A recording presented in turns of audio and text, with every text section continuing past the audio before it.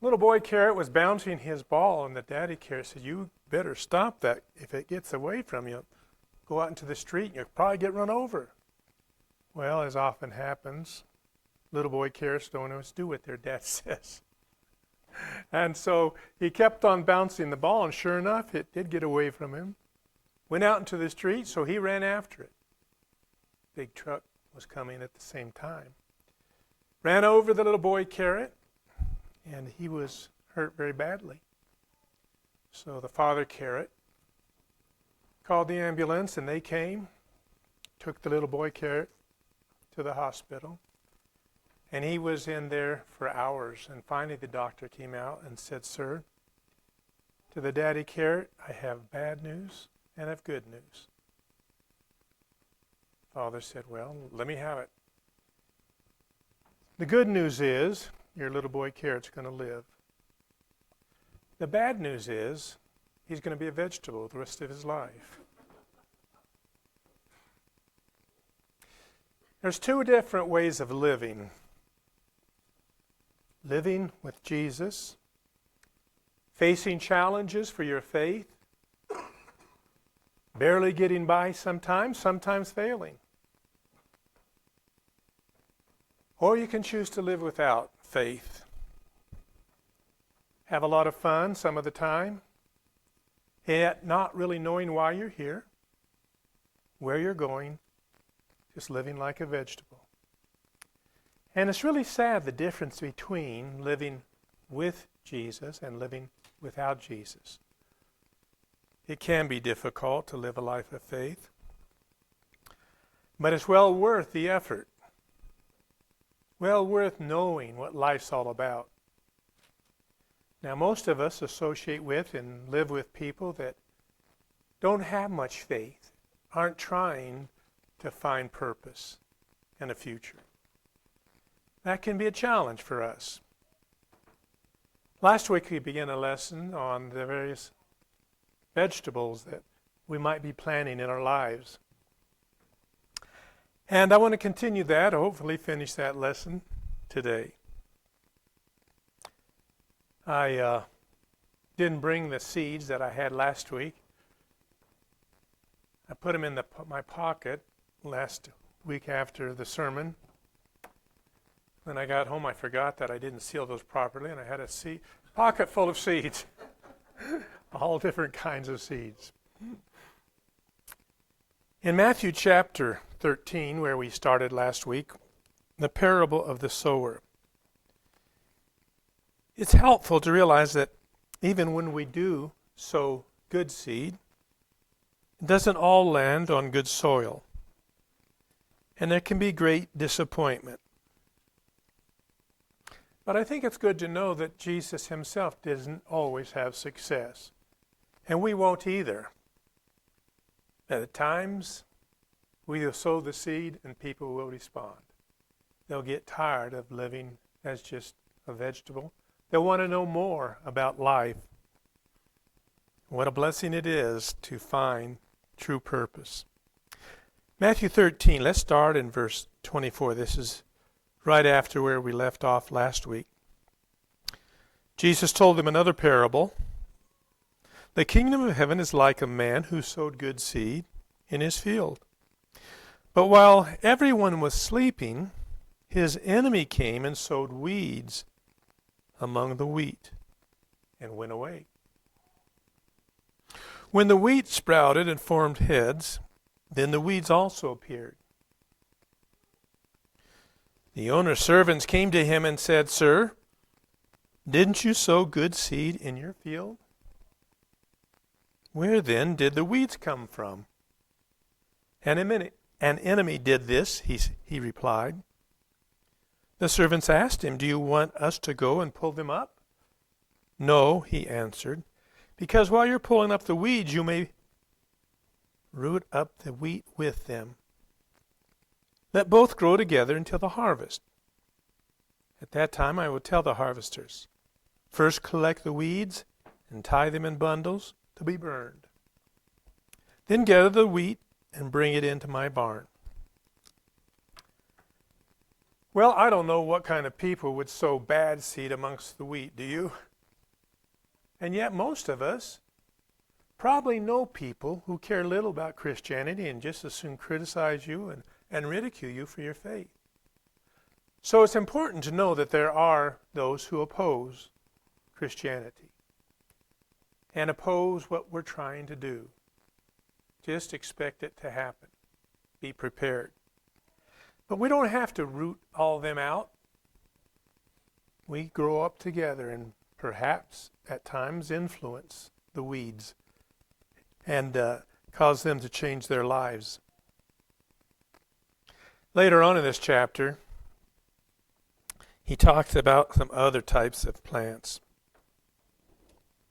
Verse 31, the kingdom of heaven is like a mustard seed, which a man took and planted in his field. Though it's the smallest of all your seeds, yet when it grows, it's the largest of garden plants, and becomes a tree, so that the birds of the air come and perch in its branches. He told them another parable. The kingdom of heaven is like yeast that a woman took and mixed into a large amount of flour until it worked all through the dough. Jesus spoke all these things to the crowds in parables. So like the mustard seed or the yeast, the good influence of good people can permeate a culture. There's a book that you might want to read entitled The Triumph of Christianity. A well-known social scientist and a religious person has written a book throughout history how Christianity has slowly overcome the evil influences of negative ideas. And it points out from the very beginning Christianity was opposed, and yet it continued to grow. He said that one reason Christianity grew in the early church was that it differed greatly from the religions of that time. They had the Greek gods that they worshipped, but when they went to the temple and offered sacrifices or whatever they did, they felt no real connection with people around them. Just kind of sterile. And so when Christianity came, telling people to love each other and to be involved with each other, they got a new and refreshing view of what it means to follow the truth. And they started developing good relationships, family relationships with other Christians. And the culture was very definitely in need of that. And so Christianity grew rapidly.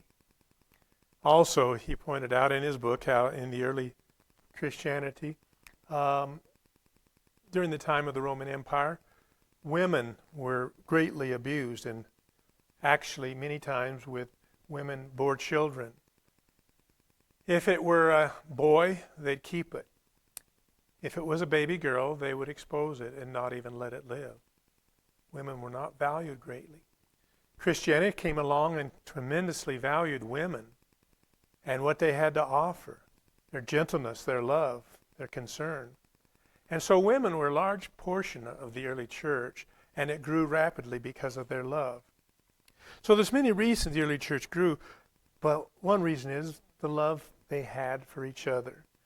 It's delightful to me and encouraging to hear of the fellowship halls, fellowship meals that are coming up. It's a time to get together, just to get to know each other.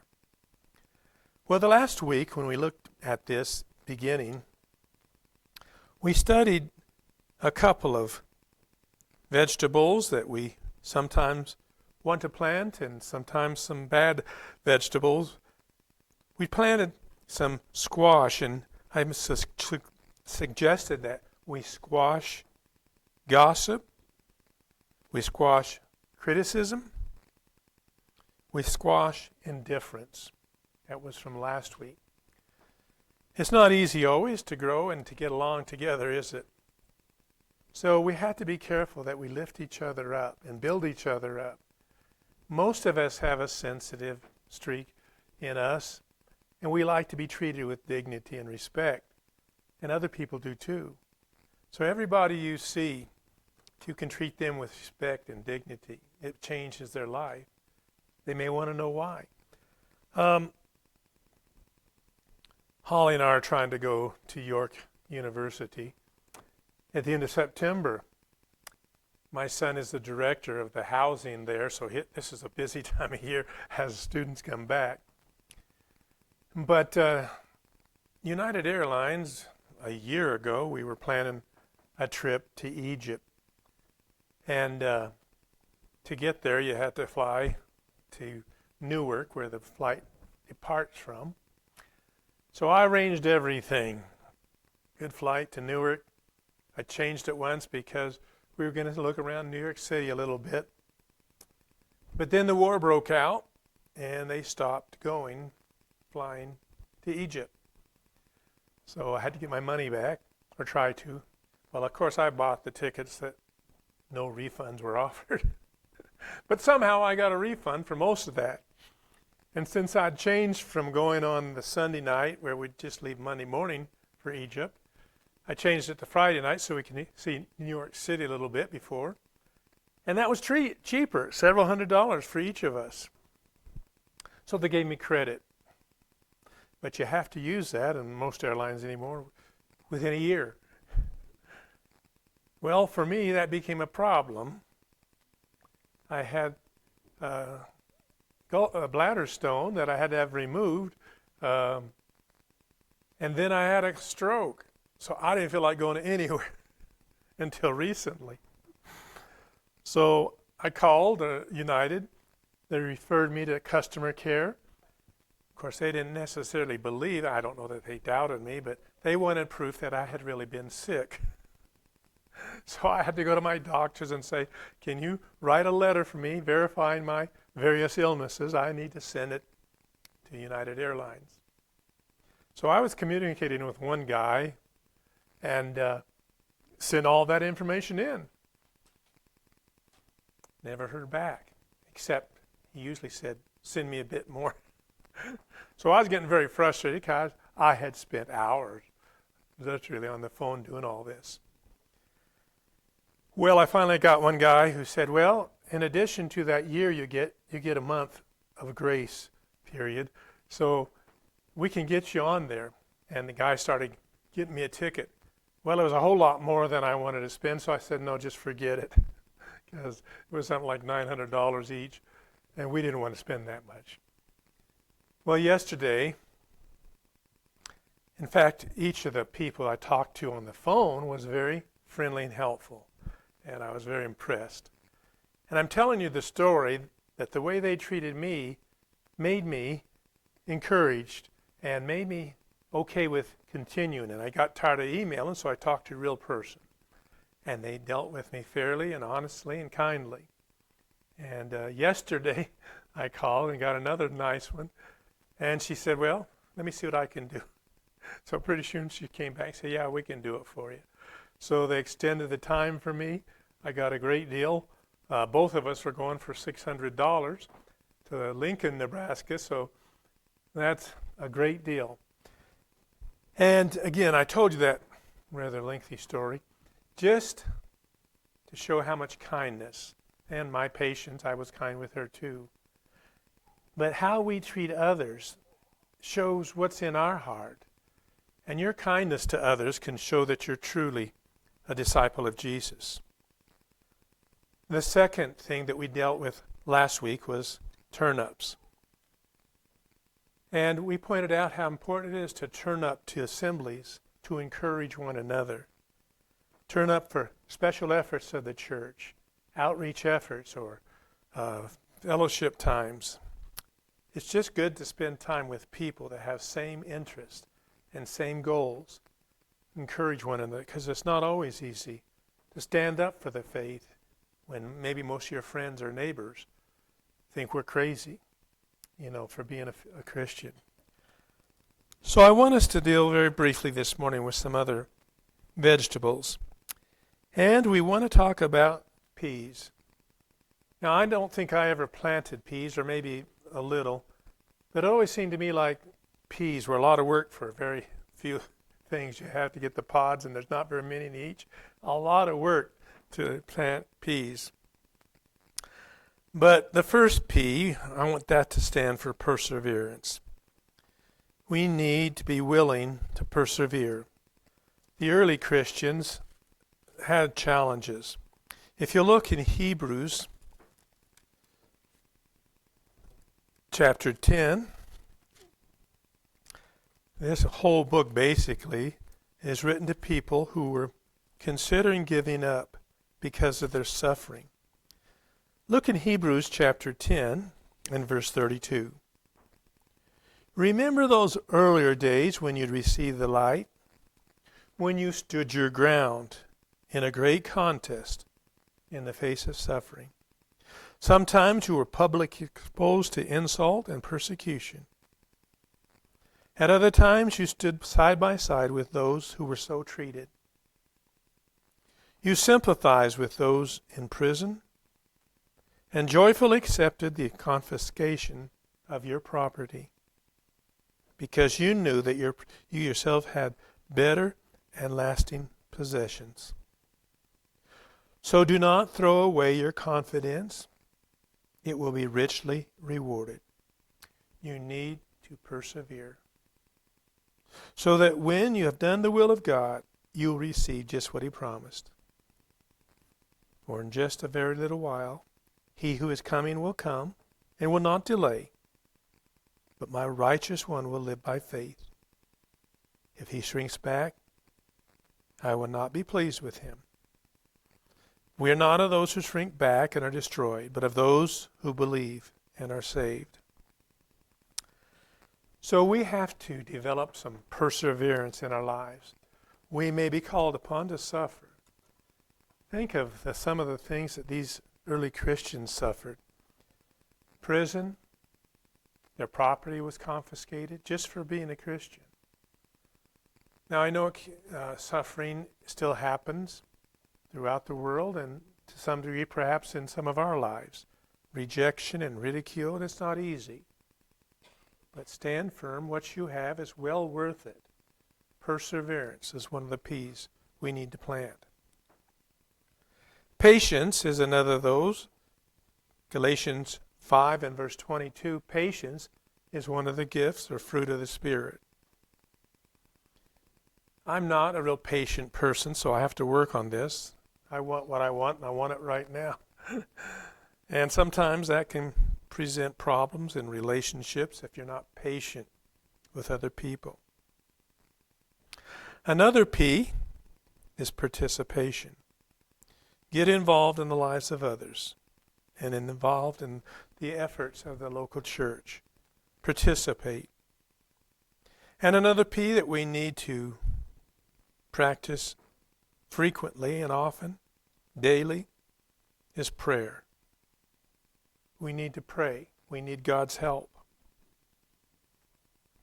The next kind of vegetable, I thought about bringing each of these, but didn't do it. Sorry.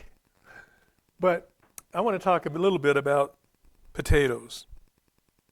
There's some bad potatoes, and we'll just call them taters. That's what some people call them. And we need to avoid some of these bad taters. One being dictator. Strange, but it's true that sometimes in the church or in religion, people like to take advantage of and abuse other people. It's an easy way to get a following sometimes. If you have a strong personality and you see things your way and want to see everybody else see it your way, you might become a dictator. And this happened in the early church too. Look, if you would, 3 John, verse 9 of the only chapter. I wrote to the church, but Diotrephes, who loves to be first, will have nothing to do with us. So if I come, I'll call attention to what he is doing, gossiping maliciously about us. Not satisfied with that, he refuses to welcome the brothers. He also stops those who want to do so and puts them out of the church. Well, in my acquaintance with the church, I've often seen maybe a couple men who want to take over and make everything their way, dictators. We should be servants of each other and cooperate with each other and not have dictators. Now, it's true, we need to have leaders, but they need to be people who care about everybody and want to help and not just want their own way. So we want to avoid dictators. There are some good taters that we want to be a part of. We want to be an imitator. In fact, verse 11, 3 John, dear friends, do not imitate what is evil, but what is good. Anyone who does what is good is from God. Anyone who does what is evil has not seen God. We want to be imitators of that which is good and people who are doing good things. Be an imitator. 1 Corinthians chapter 11, verse 1, Paul said, be imitators of me, just as I also am of Christ. Some of you know when I'm not here, I'm often preaching in Delta. Just started there, but the first week I got up, one of the leading men was begging for help with preparing or serving the Lord's Supper. He said, I just can't find anybody who will help me just do the Lord's Supper. I don't know exactly what it was, but it didn't seem to be a huge job. He couldn't find anybody to help. And I've had some of those similar challenges in my career. Nobody seems to want to help. But we need to be people who are facilitators. When there are things that need to be done, I'll do it. I'll do it. Get involved. I think it's great we come together. I'm so glad you're here. But there's more to our faith than just coming and sitting. As I look back at my career, sometimes we've made such an important point of meeting together, and it is important. But it's more a time to organize and think of good works that we can reach out to those in need and those in our community. Isaiah chapter 6. Most of us will remember this verse. Isaiah 6. One of the seraphs flew to me with a live coal in his hand, which he had taken with tongs from the altar. With it he touched my mouth and said, see, this has touched your lips. Your guilt is taken away, and your sin is atoned for.